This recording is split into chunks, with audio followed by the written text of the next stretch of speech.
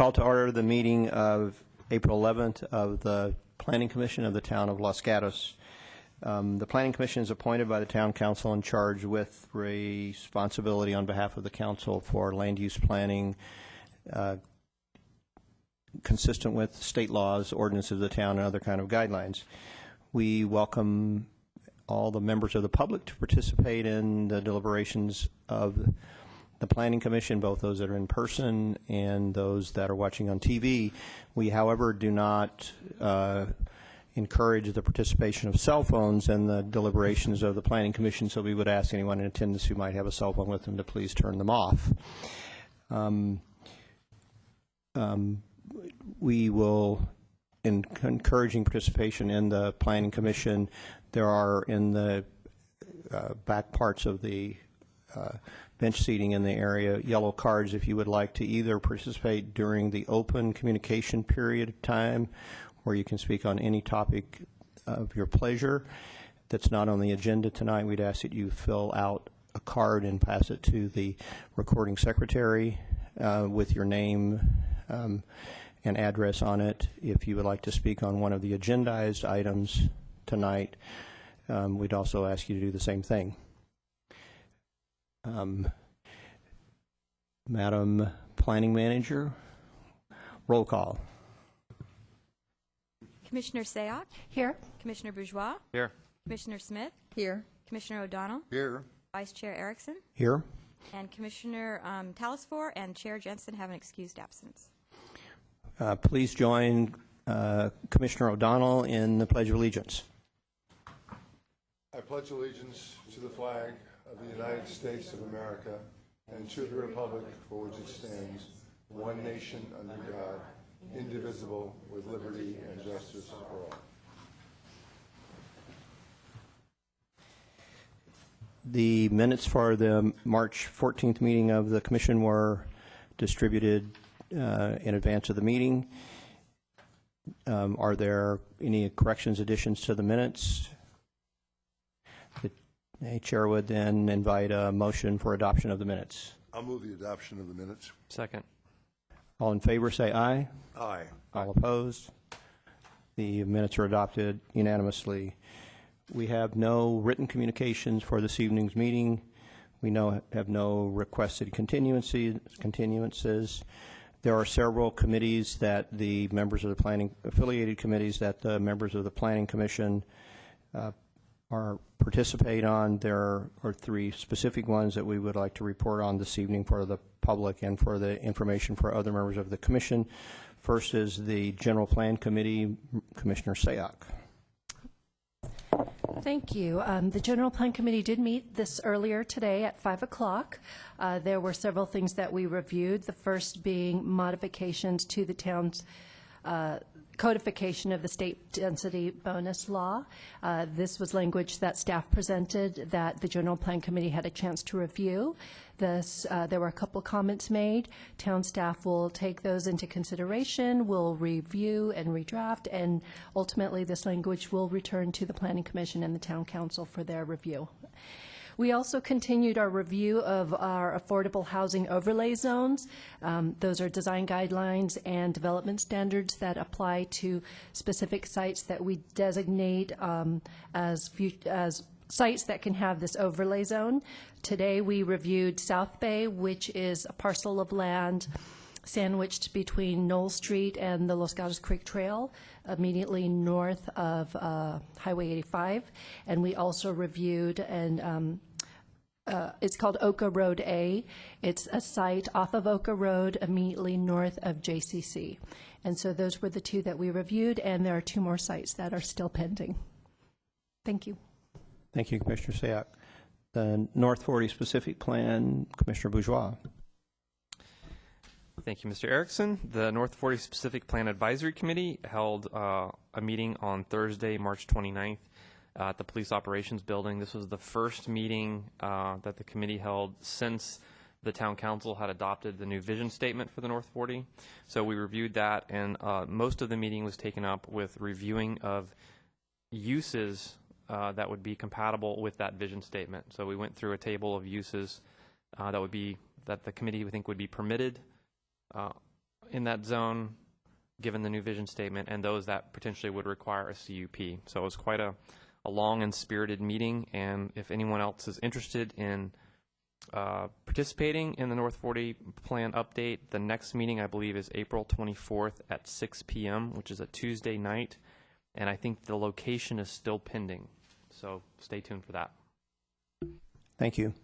The Historic Preservation Committee met this afternoon with one item at 45 West Main Street, a simple request to add an awning, which was approved simply and quickly. We would now invite any members of the public in attendance to speak for up to 3 minutes on any topic other than one that is agendized.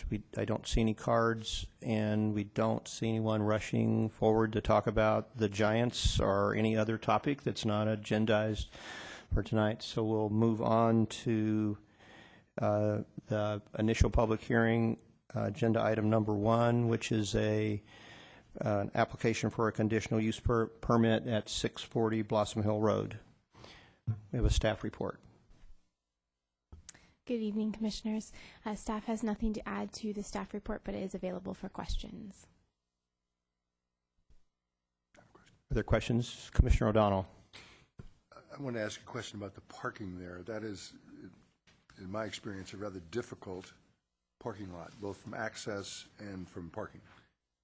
There is an offer by this applicant this evening to expand, if I can phrase that properly, a few parking spaces there to help with some of the flow problem, I guess.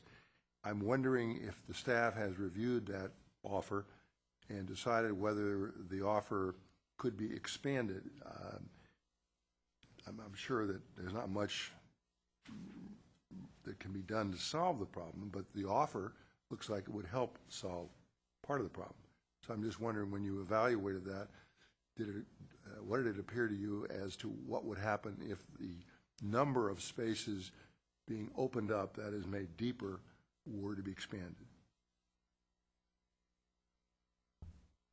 The community benefit was not fully evaluated by staff, given that it is a decision of the deciding body and an offer from the applicant. However, it was a suggestion from staff, given the known difficulty that people do have circulating the parking lot. If you wanted to discuss the additional grading for the whole entire length of the property, you'd want to talk to the applicant. Well, what I'm trying to get from you at the moment, and I would like to think you considered this, I'm not expecting the applicant to change the whole parking lot. However, the applicant, apparently voluntarily, to come up with a community benefit, has volunteered to make some changes. That came before you. Are you saying you didn't evaluate that offer at all? No. No, meaning you didn't evaluate it? No, we did not evaluate it. So we did consider it. It was a suggestion from staff, given that there is a known difficulty in circulation, but we don't make full evaluations of the community benefit. You suggested this? Essentially, yes. Offered it as a difficult scenario for that particular shopping center. And did you suggest the exact number of spaces we're talking about this evening? No. So you suggested that maybe, perhaps you could tell me what you suggested. Can I ask for a clarification? Are you asking if staff believes that this improvement would improve the parking, or if this was, how did we evaluate the offering? It's totally in itself, if this is. Well, actually, I'm a little confused at the moment. There's an offer. It looks like it would help the situation. It seemed to me that more is better than less in this particular case, and therefore I was interested in how the number was arrived at. And so far I've heard that the staff made a suggestion to the applicant. The applicant responded apparently affirmatively, but I don't hear any numbers in there. So I don't know whether the staff said, I don't know what the staff said. How did the staff make a suggestion that resulted in what we have tonight? Staff did not suggest a number of parking spaces that would be affected by regrading that portion of the parking lot. We did bring up the issue that there has been a number of concerns about the circulation of the parking lot, so perhaps that was something that the applicant could consider. we do want to confirm with the applicant, but I believe the number of parking spaces that would be affected by the grading are a result of the trash enclosure being in the center of that row of parking spaces, so that they would just regrade up to that trash enclosure. Okay, thank you very much. Commissioner Bourgeois. I'd like to stay on parking for a second. So with, I'll just call it the Hollywood Video space, it's being split into two at least, right? We're looking at just a portion of that. Their traffic trips went up, which is why they need the community benefit. And they have adequate parking, but proportionally, is it an increase in the required parking so that down the road when another tenant comes for the other half, there might be some parking constraints down the road? I know we're just looking at this, but I'm trying to understand whether I know the traffic is up, but is the parking changed proportionally based on square footage? Does that make sense? It does, and you could look at it as it slightly did change proportionally. However, the remaining square footage of the space of the former Hollywood Video space that they are not occupying can be occupied with retail without any concerns about parking. Okay, then thank you. Commissioner O'Donnell. Let me just follow up. The word that struck me there was retail. This is a particular use we're talking about tonight. It requires a conditional use permit because it's a restaurant. So are you suggesting that by approving this tonight, the parking remaining will be such that a restaurant for the remaining portion could not be approved? No. However, they would be limited to a certain number of seats based on the remaining parking spaces. Well, this restaurant has 40 seats, which includes inside and outside. And assuming for the moment that the remaining portion is equal to the former portion, are you saying it would be more or less than 40 spaces for the remaining portion? I could provide you that number in a moment. I would have to do the calculation. Okay, I'm just trying to get, I don't need an exact number. I'm just Okay. trying, is it going to be more or less, or do you know? I can know in a few minutes. Okay, thank you. Other questions at this time? If not, we would invite the applicant, ask you to eventually turn in the card and to the recording secretary and introduce yourself and address, and you have 5 minutes. And it's timed, I see. My name's Harlan Faust. I'm an architect, and I'm a consultant for Chipotle Mexican Grill. My address is 14344 Y Street, Omaha, Nebraska, 68137. As Jennifer said, we're here to apply for a conditional use permit, and the way it was defined to us, the conditional use permit was required because we're changing the use from a retail use to a restaurant use. We're taking approximately 3,100 square feet of the Hollywood Video and converting that to a restaurant. By virtue of discussions with the planning staff, we discussed the parking issues at great length. Our original application was going to show approximately 76 seats, and because of the available parking that was available on site and taking into consideration the parking that would be required for the retail, we were limited to 40 seats total. And it was our decision by our client to allocate a certain number of those seats, or the allocation or the proportion, to 4 outdoor seats, and the balance of them would be indoor. If you look at the floor plan, you'll also notice we've taken out a great deal of the square footage at that 3,100 square feet, and it will not be used. And the reason is that because of the size of the space, we don't need that, and also because we had cut down the seating from 76 down to the 40 total. The conditional use permit is asking for the change of use and also for permission to sell alcohol as well. The report that was written by the planning staff is we're filing for a Type 47 liquor license. Chipotle only sells beer, and they do sell margaritas, but it's a complimentary item on the menu for the restaurant. It's not a bar. And from my experience in dealing with Chipotle on percentages, liquor sales only amount to 0.75% to 1% of the total sales. When you go into a Chipotle restaurant, you'll see that it's not a highly advertised item.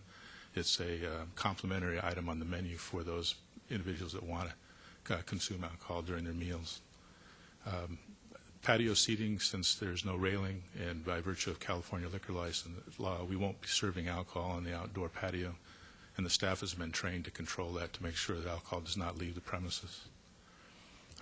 I believe most of the other information is in the report, so I'm open to any questions that the chair might have or any of the board members. Thank you very much. Commissioner Smith. Thank you, Mr. Faust. One of the questions I had, and I have visited the location, and I was very familiar with it, but today I went back there again and took a look, and you answered my question about no railing around the patio seating. However, if I look at the schematic, and I have two questions, one just happens to do with the seating. The schematic has the seating stops before those big pots. Is that what I'm looking at here? Yes, the seating will be right up adjacent to the storefront. So it's right space. there at the window, is what you're saying. Would you say that that the seating then is similar to the seating for Jamba Juice a few doors down? Well, yeah, it's similar to theirs, but the advantage that we have is there's a lot more space between our storefront and the parking curb. When I've been there, those seats have been mobile. They've moved closer to the parking curb, and sometimes when I've been on property, they've actually inhibited walking through there. In our case, that won't be true. Well, that was, you got my concern, was how people were going to walk around the tables. There's 17 feet from the edge of our table to the curb, so there should be plenty of clearance for them to maneuver around that to gain access to our restaurant. And then how many feet between your table and those big, huge pots?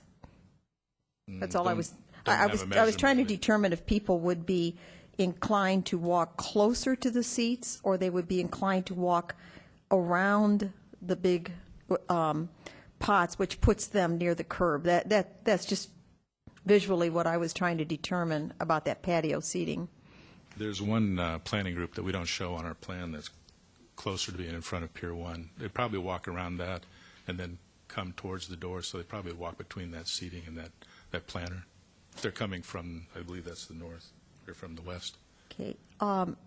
Then if I could just move you on to, I noticed that you commented about the unused space, and I noticed that space is actually what faces out to Blossom Hill Road. Mm-hmm.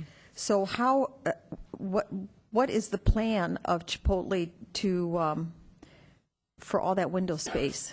If you see on that plan, you'll notice there's a door close to the rear exit door that goes into that area between what would be a wall and the glass. Our intent is to do a mural or some kind of a presentation for Chipotle, a product shot or something of that nature. So people walking by on the sidewalk or driving by from the outside would not be able to see into that vacant space. But they would see some signage for Chipotle. It wouldn't be, well, by definition, probably a product shot or some image of a Chipotle burrito or a table setting or something, some sort like that. It would not be a Chipotle sign where it says Chipotle Mexican Grill. Well, you're leading me right into my question, which happens to be the signage. And so I was concerned about what this mural would look like to the people on the street. And so I'm not finished with that, but I want to move on to the signage. I don't see anything on your plans about signage.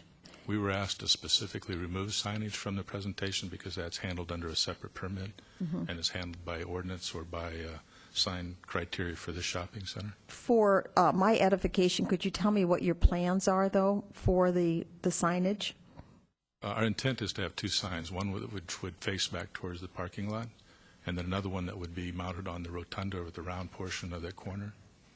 They use a product called a push-through sign. It's a individual letter sign that has backing. It's a constructed cabinet, but when you see it, the sign reads as individual letters. So where we see the huge Hollywood video, we now will see a Chipotle sign up there? We'll be asking for a portion of that, yes.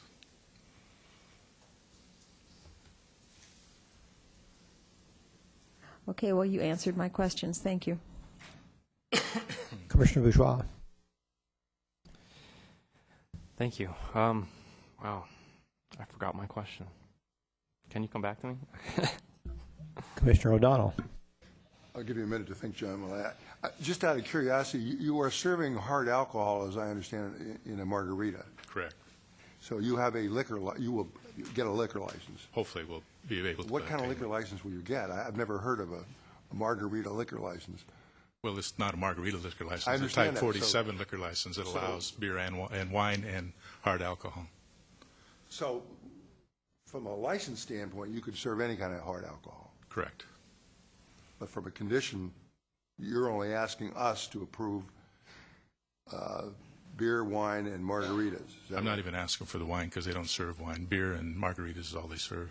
Okay. Thank you. Commissioner, can I address, you brought up the question about the parking. I want to make sure that you understand. Hold on, let's see if other commissioners have a question first. Okay, yeah, I remembered mine. Okay, Thank you. Commissioner Joie. It was about alcohol. So I've been to Chipotle restaurants. I've never realized that they served alcohol. So is this something that occurs in the majority of your restaurants? Mm-hmm. There's a few states, because of the price of the liquor license, they don't sell. New Mexico is one of them that I'm familiar with. And there are special occasions when they're close to schools or youth activities, they will not sell alcohol. But since you've been to a restaurant, you can see they do not push it. It's not advertised. Yeah, I had no idea. And when you enter a new restaurant, which this one will be the new design, it'll be listed on the menu board, but the only place you'll see it is there's a small display case that's at counter height or lower, a refrigerator with a glass door. That's the only place you would see it. And as many times as I've been in restaurants and doing these, I've been doing them for 12 years, I've never seen anybody consume alcohol in a Chipotle. And so what about service outside? No. And so alcohol would not be allowed to be taken to the outside seating? No. Okay, thank you. Chipotle has a very detailed training regimen that they go through, not only for food production, but also for alcohol and how to handle that. And that is a high concern of theirs. They're friendly neighbors. They want to remain that way as well. Commissioner O'Donnell. I think you were going to give us an answer to a question that perhaps we don't recall, but you were going to respond, I think, to my discussion or questions about the parking, I'll call it enlargement. Is that what you wanted to talk about? Try to clarify at So least assume that I've from our asked you that perspective. question and go ahead and answer it. When we first met Jennifer and the other planners, the issue of parking came up and the ratio of parking that we were going to be allowed with the number of seats that we had. So I made several trips to the site trying to investigate whatever opportunities that we could explore to try to gain parking. We'd talked to planning staff about different types of parking stalls, subcompact versus full-size cars. We talked about one of the things planning staff suggested was to poll the neighbors to see if there'd be an opportunity to possibly gain parking off-site on adjacent parcels. So I met with the Acura dealership and talked to them about it. I didn't think there would be much chance, and he confirmed that their parking lot is fairly full with new car display, used car display, as well as their customers. So we went back to the site itself, and I didn't realize it's not much of a gain, but for whatever reason, I think Hollywood Video had in their lease that they had to have a loading or unloading area. So we did gain one parking stall. When you first enter the site in front of Hollywood Video, you'll see a striped area with a ramp that comes up onto the sidewalk. We're going to regain that as one parking stall. One of the other things that planning staff had mentioned is that because of the way the property's been configured, especially along the Acura dealership, cars can't always pull all the way into their stall, and so circulation sometimes in the drive lane is an issue. So by virtue of conversation we had with planning, one of the things we suggested, or we agreed to, was for community development, was to go back and rework that landscaping area so cars could fully use those stalls to gain a little bit more width in that drive aisle. So we are going to gain one parking stall, and hopefully we'll gain a little bit better circulation by virtue of widening the drive lane itself. Let me make sure I understand then. When you say you're going to do something to the landscaping to allow, I take it, a car to get all the way back in, what does that mean? Are you just going to trim landscaping or what? No, when you go out and look at the site, and it sounds like one of the board members looked there today, you'll notice when you pull up to the curb, the grade has been built up, and maybe it was that way right from the beginning. So if you would pull in, you would actually scrape your license plate or the bumper, and it doesn't allow that car to fully enter into that stall. Common design criteria for a parking stall is you're required to have a certain depth from the curb to the back of the stall, and then you're allowed anywhere from 1.5 feet or 2 foot overhang, depending on zoning ordinance. Well, right now, at least on the stalls that we're looking at improving from the street back to the trash enclosure area, there's probably 50% of those that people can't pull in and look at or can't get full access to that stall. Now, there may be a couple of them that we may not be able to fix because there's parking standards poles with the base of it right up against the curb. I also noticed there's some irrigation controls. Depending on if we can sink those back down into the ground a little bit, then we'll be able to get that as well. So it's more of improvement of circulation, not gaining additional parking stalls. Thank you. I think I understand it now, but just from a counting standpoint, that is, I appreciate that that's a fairly long distance that you've offered to do something with. And I also appreciate you may have some problems, but do you have an approximation as to how many of the parking spaces, and I didn't count them, from the entrance street to the recycle bin will actually be able to improve? 29 stalls. So including the limitations you talked about being subtracted out, about 29 spaces? Well, if we looked at it that way, probably 28, 27 or 28. Okay. Thank you very much. Commissioner Sayoc. Just for my own curiosity, when Chipotle was considering the site, you obviously felt that this was a desirable location for you, and so could you just share with me some of the key issues why this is desirable? The context I'm looking at is that there are several, I guess, Mexican chains already in the area, and so do you see that as competition? Do you see that as something that encourages other consumers to go to you?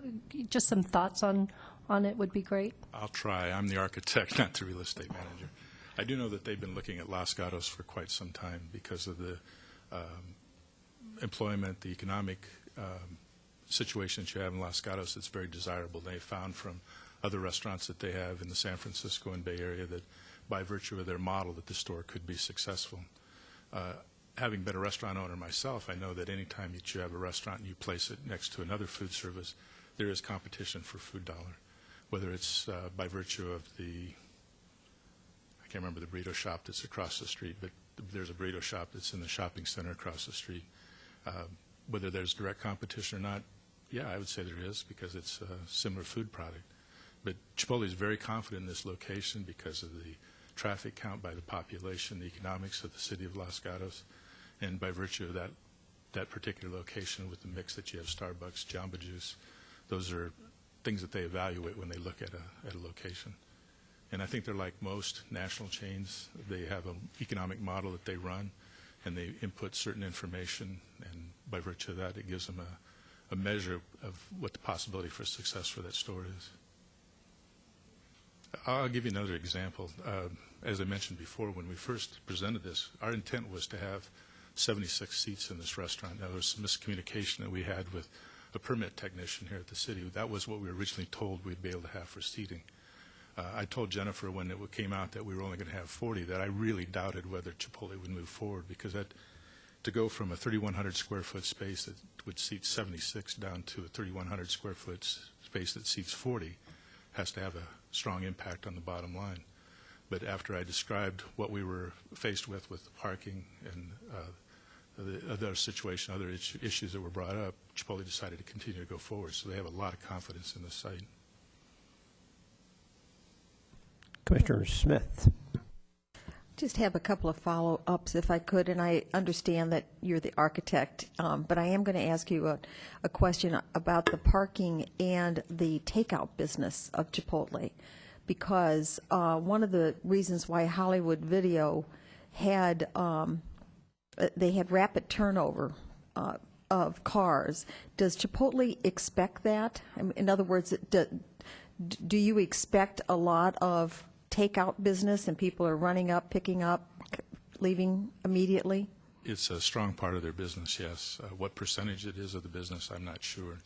But I do know in locations that we've done for Chipotle that are in similar circumstances where parking may be limited, it is a big portion of their business, yes.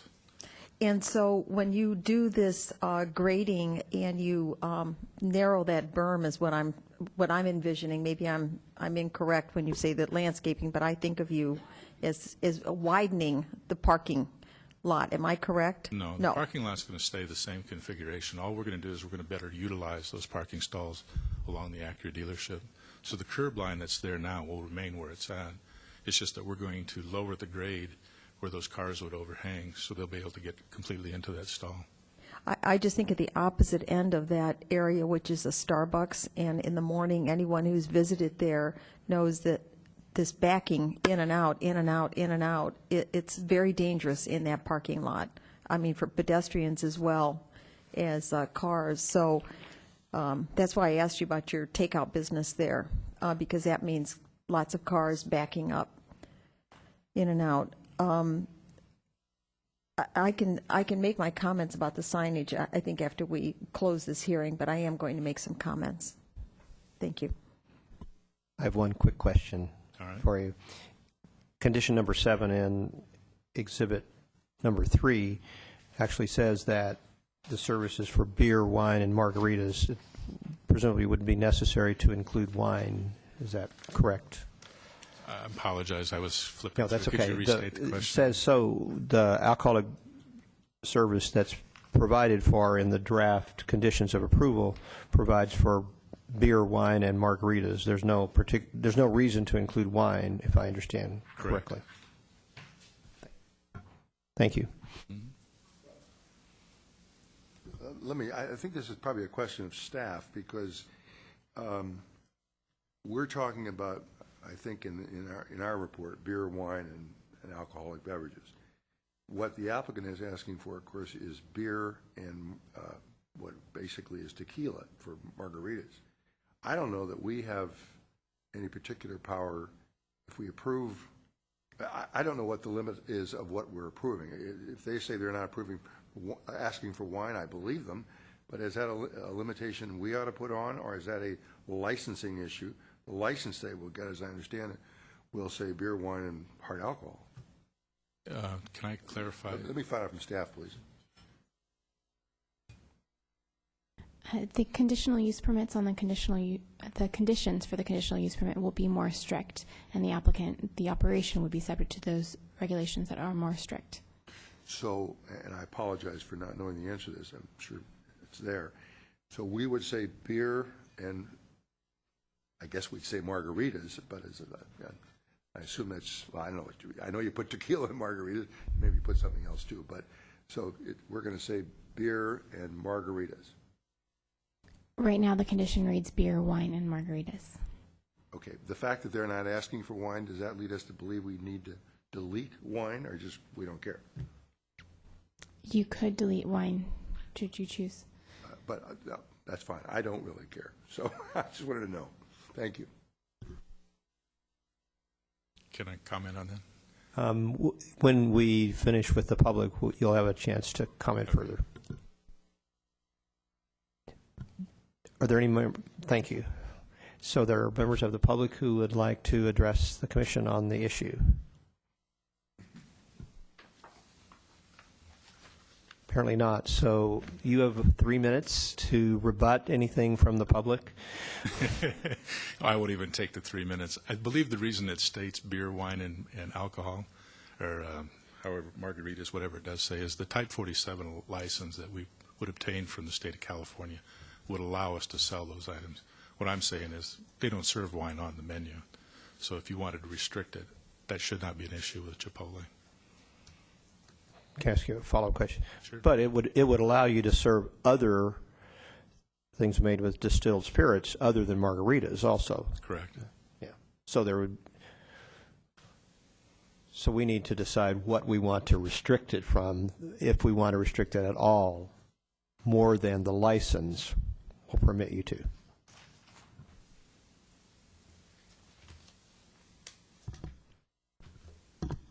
Yes, ma'am. Just as a further clarification from Commissioner O'Donnell's original question, generally, Commission couldn't impose its own conditions on a license obtained by another agency, in this case ABC.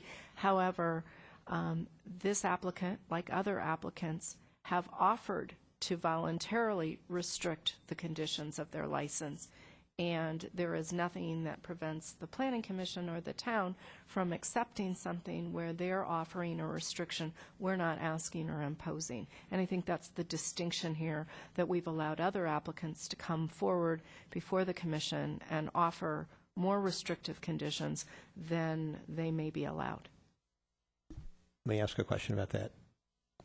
Do we, given what you just said, then are we restricted to limiting it to what they have suggested as opposed to something else, which is, so they've not suggested a limitation of beer, wine, and margaritas? Just for clarification, maybe you want to ask the applicant that question again. So what do you want the restriction to be restricted to? We'd be happy with restricting it to the sale of beer and margaritas.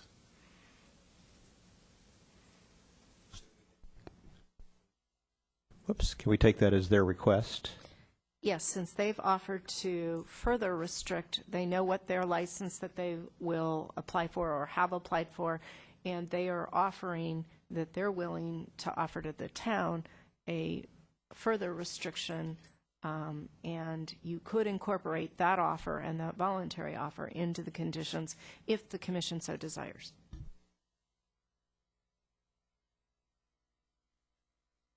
Any further questions for the applicant? Thank you. Thanks. The chair is open for further discussion by the commissioners or a motion. Thank you, Commissioner O'Donnell. We need to formally close the public hearing. Public portion. An obvious chair in training. Commissioner Smith. The comments that I want to make actually have to do with the whole corner, and I'm not sure if I'm making these comments more to staff or the public or Mr. Faust here, but what I do want to say is that that is a very unusual building for Los Gatos, and the signage, the huge Hollywood Video sign up there, has always seemed out of place. And what I like about that building is that the signage of Pier 1 and the rest of them seems to be, and I'm just going to use my lay term of softened. You know, it's not, doesn't scream at you as you're driving down that there's all of that there. So I know signage is not part of tonight, but it matters to me how Chipotle sign is going to be on top of that cupola and what that mural is going to look like. So I just want to throw that out, that you've had them not address it specifically here tonight, but it does, I think it's very important on that corner that we pay attention to that. That's my comment. Thank you. I assume the staff will take Commissioner Smith's comments back as they work through the process of this sign permit. Yes, and the signage is restricted by the town code and our commercial design guidelines. And in terms of the mural on the window, you're only allowed to have 25% of that window be signage. So we'll work with them. And we have not, it's my understanding, we have not seen any plans for the signs at this time. Okay, but we'll deal. Yes, we will take that in consideration. Commissioner Sayoc.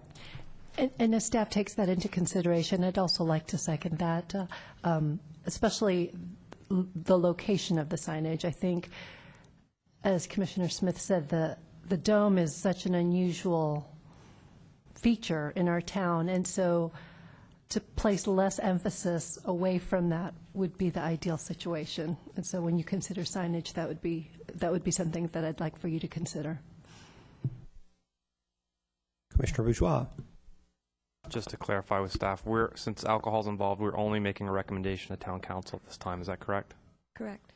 I'd like to go ahead and make a motion. I'd like to recommend approval of the conditional use permit based on the testimony we've heard today and the summary that's been in the staff report on its compatibility with the different goals and policies in the general plan. For those reasons, I can find that the proposed project is categorically exempt pursuant to Section 15301 of CEQA. And I can make the required findings as outlined in Section 292190 of the Town Code for granting approval of conditional use permit. And therefore, I recommend approval to the Town Council of this conditional use permit, U-11-016. I'd like to make a couple of comments and changes. One, I would like to strike the word wine from item condition 7 in Exhibit 3. I think we heard very clearly from the applicant that they were offering this. Their main interest at all of their restaurants is beer and margaritas. So I'd like to have that changed. And then I would just like to add my comments to the sign issue. I think this is obviously a corner that's of great sensitivity to all of us. And so I think you've heard from enough commissioners that we'd like to see that done very tastefully. So that's my motion. And that last comment's not a condition, it's just a comment. I'll second. Second from Commissioner O'Donnell. Any further discussion? All in favor say aye. Aye. Opposed? The motion passes 5-0.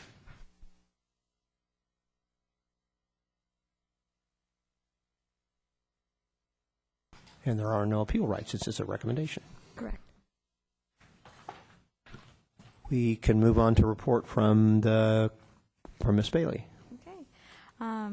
I only have one thing to report regarding the town council, the Bella Vista applications for the 2 single-family residences, where the planning commission had denied that. That applicant did appeal those decisions, and it went to town council, and the council did uphold the decision of the planning commission and denied the appeals.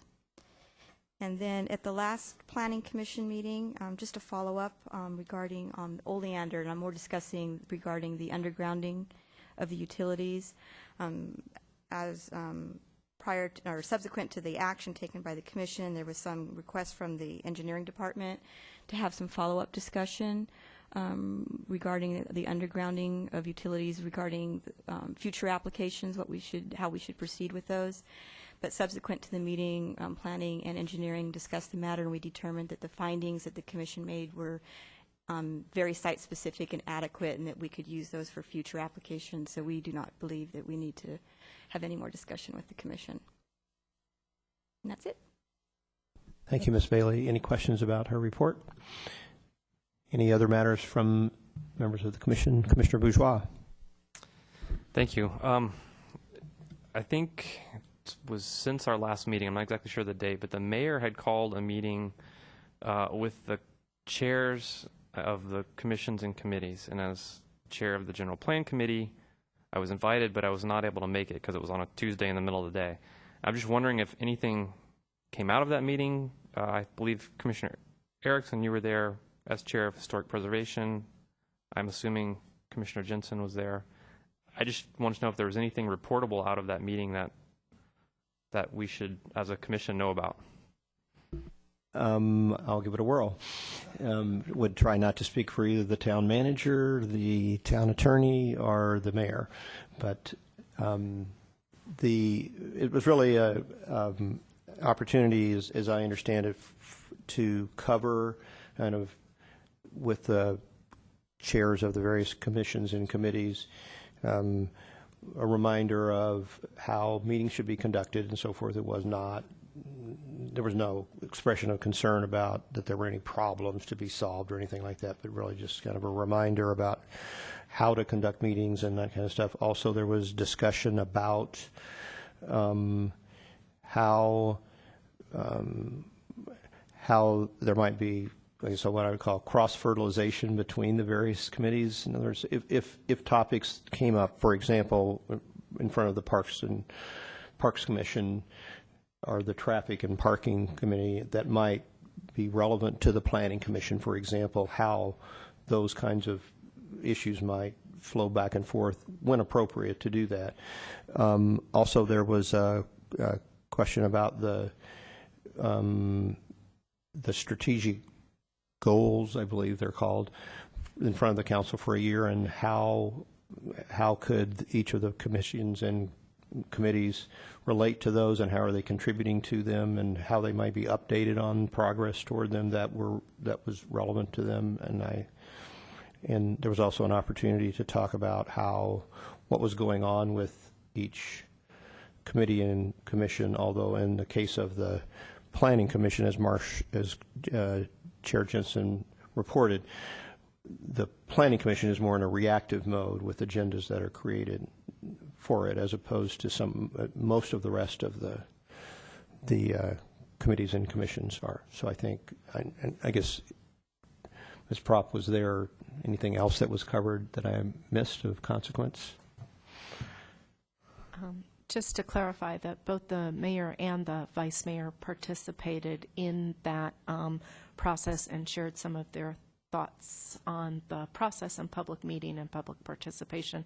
There was a discussion of the council policies of code of conduct, and then I think Vice Chair Erickson covered most of the other matters. Okay, thank you.